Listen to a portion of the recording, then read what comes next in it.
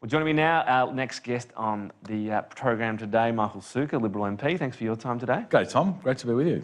Yeah, welcome to the show for 2019, I suppose. Thank you. Interesting on this asylum bill, the government seems to be treading a fine line, certainly saying you've still got control of the borders, but warning it might be powerless to stop some evacuations. So which one is it? Well, that's the intention of the legislation. I mean, what the Prime Minister set out was a range of additional countermeasures that will be taken as part of Operation Sovereign Borders to try and fill the gap that's been inevitably created by Labor and the Greens teaming up again to weaken our border protection. So, on one hand, yes, we've got to acknowledge the reality. Labor has weakened our border protection again with the Greens. Having said that, we're doing everything we can to plug the gaps as part of Operation Sovereign Borders. That was advice provided to the government, and I think the Prime Minister has been very factual about it, sober about what this means for us, and time will tell. The argument being put forward at the moment is that someone, for example, awaiting trial for murder charges, it might have been charged, perhaps even there was a case that wasn't strong enough, would be able to be evacuated here on those medical grounds. What do you believe would happen right now in that situation with the law that's in place and the Minister, David Coleman? Well, Tom, the reality is, particularly for people who have arrived here by boat without any accompanying documentation, and I saw this when I was chairing our Security Intelligence Agency, our security agencies may have severe concerns about particular individuals, but being able to prove that they were necessarily convicted in another country of a particular crime is not always easy. So you've got a circumstance now where our security agencies might have genuine concerns about an individual, but if they have not been formally convicted or that we can trace and prove that that's right, that someone will be brought here against the wishes of the Minister, and this is what Labor just needs to address. Right, so on that example, obviously that person wouldn't be able to be refused on the basis of a substantial criminal record, but there is still the national security test. Surely the Minister right now, David Coleman, in that situation would be able to say, national security risk, this is what I'm being told by agents. The Minister has got that power now. So this is where we get back to really the earlier argument, and I've seen a whole lot of tortured interviews here on Sky News of Labor members saying, well, this wasn't really ever necessary because we're already evacuating people who need medical treatment. We just supported the bill in the House because the spirit moved us at the time. We know for a fact, Tom, and I know you get sort of sick of hearing platitudes from politicians, but in reflecting on this over the last couple of days, we know Operation Sovereign Borders works. There are three pillars that it really sits on. A, turning back boats.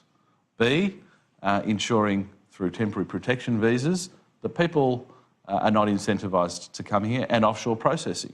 Now, what Labor have done this week is essentially said, oh, we support Operation Sovereign Borders 100%, we're just going to take two of the three legs of the stool away, being temporary protection visas and now offshore processing. And sorry, Tom, can I also add, the message it sends to insidious people smugglers, and this is what they'll be able to dishonestly tell their potential customers: all you have to do is wait out the Australian government. You wait them out. You just said dishonestly tell. You sit there long enough, you sit there long enough and you'll get an outcome. They could clip up any number of comments right now from Prime Minister Scott Morrison and use that as advertising. Well, we know for 5 years they've not been able to use that very successfully. I mean, we have had turnbacks, so inevitably there have been some people who have tried. But the reality is now we've got a circumstance where people smugglers can actually validate when they say to somebody, you can wait out the Australian government and you'll get an outcome and you'll get on shore, and once you're on shore, you are there forever. Right, except a couple of things. First of all, the cohort, I mean, this doesn't apply to anyone else coming from now, anyone getting on a boat.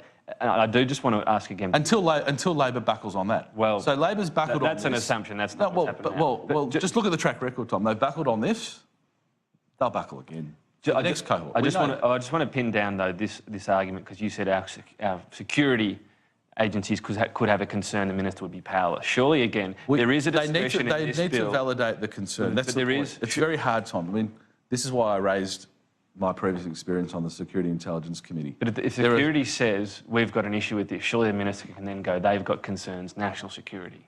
That doesn't rely on a conviction, right? Well, national security concerns relating to somebody's character, that might be two different things, Tom. I mean, the test here is pretty high. The test is now that's been put in place by Labor and the Greens is pretty high. My view is, for our security agencies, the test should be pretty low, in that if somebody poses even a very, very tiny risk to Australia, they shouldn't be brought here. And again, can I just get back, because we're getting into the weeds. I'm nearly out of time. I understand why you're doing it, but the point is, Tom, the system's working now. I want to Why change it? Okay, I want to move on just to the Royal Commission and the government's response. The one thing the government seems to be not that sold on are changes to mortgage brokers.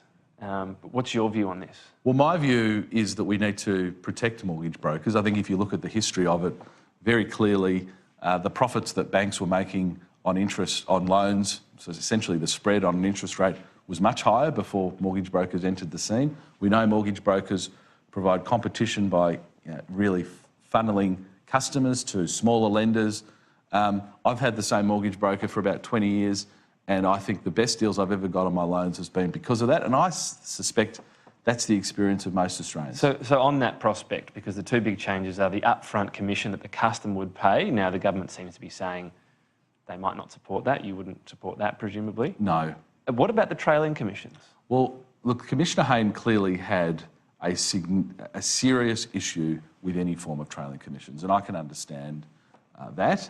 The Treasurer has said that we will conduct a review into it. Well, firstly, we'll grandfather the existing loan book of mortgage brokers so as not to smash an industry overnight, and to look at what other remuneration structures are going to ensure that mortgage brokers are incentivised to give you the right product. So on that prospect of trailing commissions, if that goes in some way, they need a replacement in the company. Because as it sits right now, I don't think the industry would survive that. You need a way of ensuring that they are remunerated fairly for the work that they do, and that's why you can't do they do it? Because Kenneth Hayne basically said that they're getting trailing commissions for nothing. That's why we get rid of it. It's a payment of the fee over a period of time rather than up front is the way I've always thought of it. And it's always been openly disclosed. Now, it doesn't mean that there hasn't been instances in the past with mortgage brokers who have done the wrong thing, but I don't think you throw away in a whole industry that provides competition for people like us. We await the full responses from both sides on that, as that they're still going through those 76 recommendations. Michael Sukkar, thanks for your time. Thanks so much, Tom.